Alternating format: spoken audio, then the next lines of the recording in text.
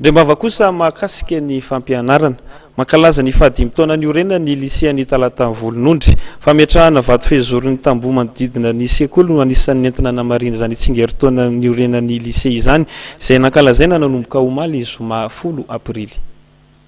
Fametrahana vato fehizorony tamboho manodidina ny sekoly no anisan'ny nanamarika ny tsingeritaona fahadimy ny orena ny lycée any Talatany Volonondry izay ankalazaina nanomboka ny zoma 10 aprily. Goavana ny ezaka nataon'ny komina Talatany Volonondry izay tarihan'ny ben'ny tanàna sy ireo mpiara-miombonantoka rehetra satria dia tao anatin'ireny krisy politika enjana nolalovan'ny firenena teo ireny tamin'ny taona 2004 no nanorenana ity lycée eto Talatany Volonondry ity. Tamin'ny pomba manendriketrika arak'izany no nanokafana ny fankalazana ny fahadimy taonany ka nanasana olo-manan-kaja maro toy ny solotenan'ny ministeran'ny fanabeazana sy ireo ratsa-mangaika ao amin'ny ministera, ny solombavam-bahoaka voafito tao Avaradrano sy ny maro hafa. Mitondra fanazavana ny député Benjamin Andriamitantsoa.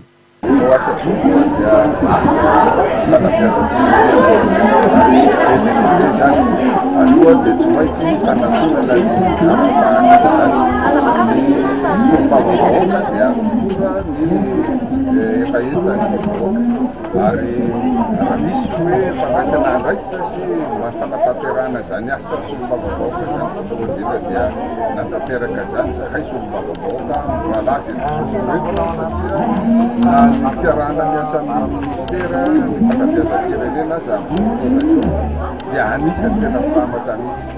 Raha izay tsy amin'ny fanabeazana fotsiny ihany fa amin'ny resaka sosialy rehetrarehetra ary diteny amin'ireo zany zay amin'ny fantatra zany fa ny solombavam-bahoaka dia miaraka sa amin'ireo fanatanteraka dia ny departemanta ny ministera ny santé moa zany fanabeazam-pirenena ohatra fotsiny fahasalamana, ohatra ny rapitrasa ny travaux publics, ohatra ny rano zany rehetrarehetra zany dia tena tsy mandry alina tsy mandry atoandro mihitsy ny solombavam-bahoaka mitondra amin'izay fanosena zay ny zavatra lehibe zay.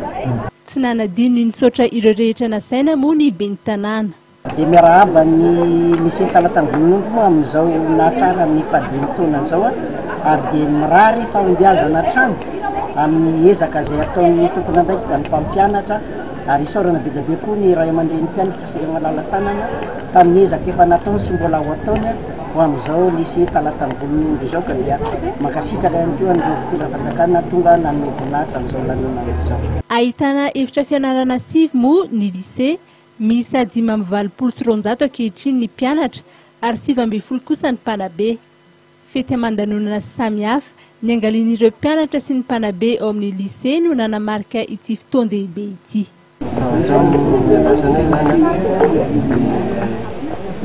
Mba ho tafita daholo izay ankizy mianatra dia izay koa zany mba tiana ho afaka mavoaka baka satria izay no ianaranay ato.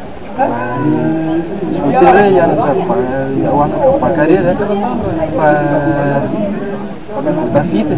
Zay ihany koa tompo kilasy tompo vavy no mamarana ny fotoana ny vaovaontsika tamin'ity takariva ity akasitranay teto amin'ny fahitalavitra mateveno nanaraka hatramin'ny farany vaovao izay voangona tamin'ity androany ity. Ety ampamaranana ny fampahalalam-baovao nefa dia asaina sady ianao anaraka ny fandarana mahenika izay eranao amin'ny Sidonie Raingo Malala ao aoriana izao fotoana ny vaovaontsika izao.